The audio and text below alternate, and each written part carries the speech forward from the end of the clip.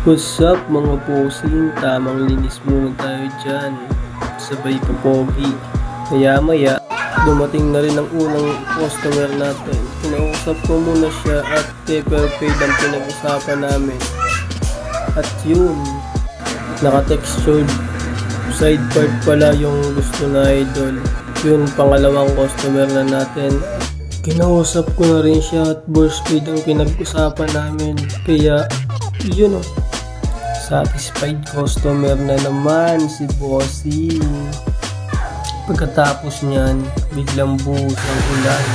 Tamang hintay na rin tayo dyan mga isang oras. Kahit maulan, may dumating tayong tatlong customer.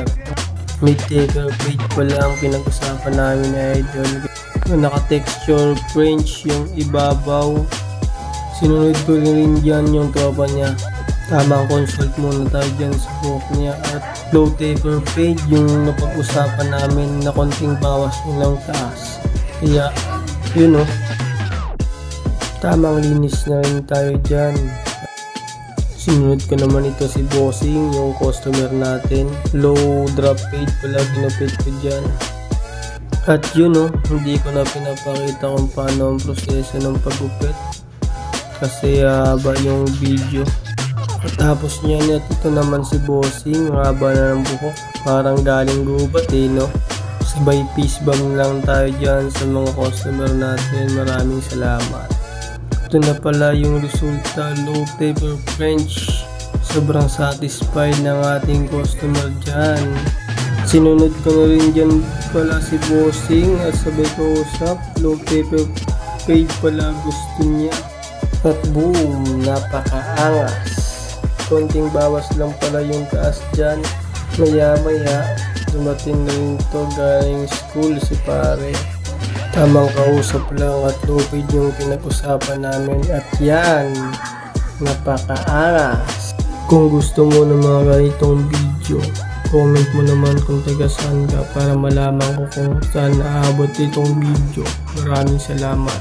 Like and follow na rin. Pang-siyam na pala na customer natin ito. Modern mullet pala pinagupit ni idol na konting bawas lang sa gilid. Customer na pala natin ito, matagal na. At sinunod ko na rin yung tropa niya. Ganon din yung gusto niya.